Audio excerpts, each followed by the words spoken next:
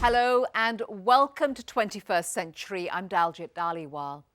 Pakistan, it's a country rich in culture and history, but it's also a country struggling with rising threats of terrorism and in some regions radical ideology. But now many of Pakistan's youth are fighting back, determined to shape a future of prosperity and peace. Here's our story.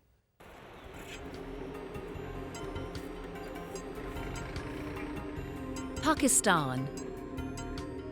It's a land of majestic mountains, deep valleys, and flowing streams. But the tranquil beauty of this South Asian country is often marred by acts of terror, such as suicide bombings.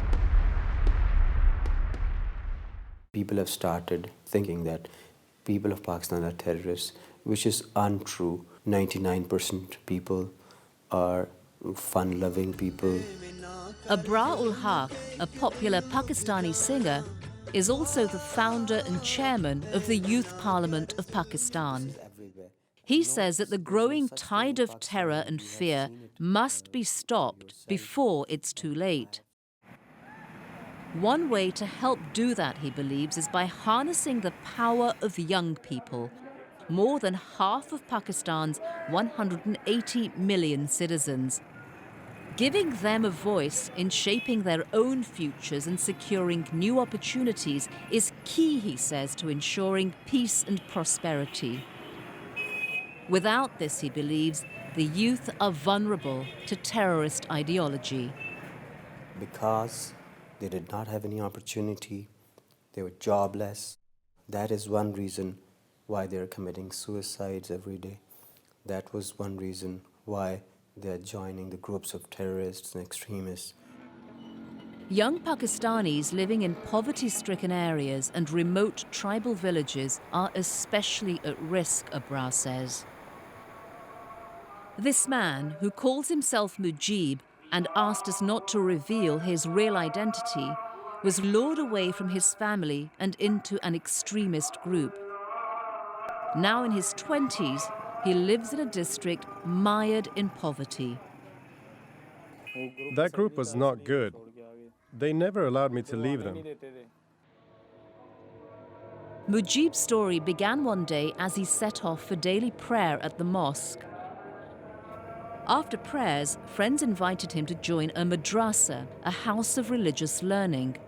Thinking that he would be studying the Quran, Mujib agreed.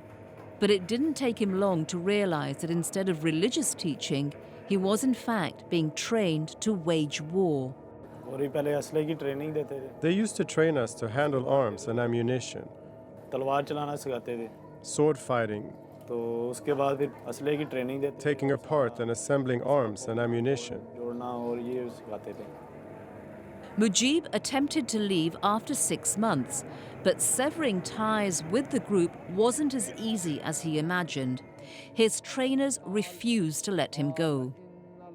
Mujib managed to contact his father and pleaded for help, and his father says he knew exactly where to go. To Abrar-ul-Haq, the founder of the Youth Parliament. Abrar created the movement some 15 years ago at the peak of his singing career. When I started singing, I earned a lot of money, and I wanted to buy a jet for myself. But Abrar's dreams never materialized. Instead, marked by his mother's death, Abrar decided to put his time and money into helping humanity. First, he built a hospital in his mother's name, and it was during a fundraising campaign for the hospital that Abrar felt the power and potential of Pakistan's youth. I found them very, very enthusiastic. They supported me in a huge way. I thought their potential could be used even better. Inspired, he quickly set a vision for his new movement, to utilize the energy of youth to build a nation free of violence. And one of his first steps towards that was negotiating Mujib's release from the terrorists. That convinced him that he needed to work harder, teaching young people to speak out, not just against the threat of terrorism, but against all injustices and issues affecting their lives and their communities. Youth parliament के platform पर सबसे पहले तो ये His work caught the attention of the United Nations Democracy Fund, and they are now working together to provide Pakistan's youth new opportunities and the chance to have a say in the future of their own country. I think the spirit of democracy already prevails there. So it will automatically emerge. We're not imposing democracy on them.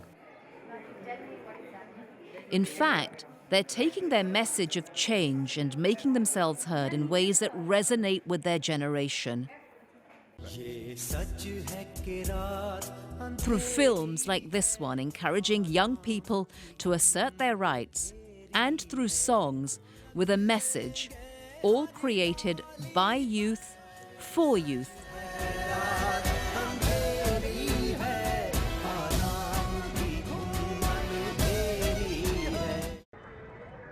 And the message seems to be getting out. Tens of thousands of other young men and women have already joined the movement.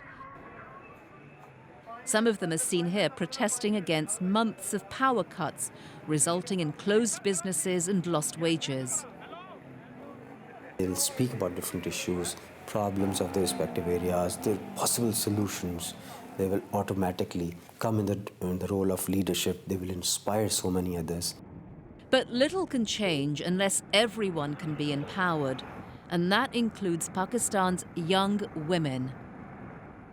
Women like 24-year-old Wada Shafiq, who joined the group with the hope that she and other young women could help usher in an era of greater gender equality. It's a mindset of our ancestors which is not being changed and which is being fed to our parents. Wada grew up in a rural village and says she faced obstacles growing up in a largely male-dominated society, especially when she chose to pursue her love of law. Unfortunately, in our society, female lawyers are unacceptable. Many young women in villages like Wada's stay close to home rather than attend universities in big cities. And most choose to get married and raise their children. In some areas, women are even prevented from earning money. Remaining true to her convictions, Wada convinced her father to allow her to go to law school, and although she won her battle with him, she never expected what happened next. For a whole 1 year, nobody talked to me in my family, apart from my father or my mother. But even this couldn't deter her. If I'll stop now, the time will never come where I would be able to stand up for my own decisions. So this is the stage where I prove to the world that I exist as an independent human being and I take my decisions, whether right or wrong. Wada believes that only by empowering women to have a voice and to receive an education will they, like she, finally be able to define their own roles. So Youth Parliament is helping in educating women, providing them a platform so that they go ahead and train the other women and address their issues.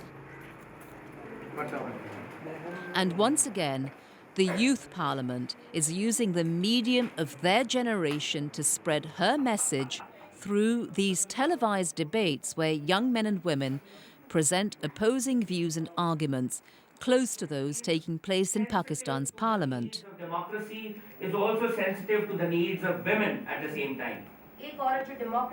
It's a good start, but it won't stop until those trained begin to obtain real leadership positions throughout the country. Positions like that of this woman, Shagufta Sheikh, a member of the regional parliament, who believes she's making a difference in her community. जिस तरह mail काम कर रहा है उसी तरह हम खवातीन Women are working just like men in the assembly. मेरे पास जो भी लोग गए हैं मैंने कोशिश की है कि उनमें काम करूं I have completed about 70% of the work 70% for the काम हो people of गया my मैंने constituency. लोगों के अपनी ज़ात के हवाले से लोगों के 70% काम करवाया है Proof, Shagufta says, that women have a prominent role to play in the future of Pakistan. You cannot change the mindset of the It's a point WADA is embracing. Now a lawyer working for one of Pakistan's main cities, she helps women she meets at the youth parliament seek justice. Mujib, meanwhile, free from the terrorist groups, receives a stipend each month from a Bras movement until he gets back on his feet.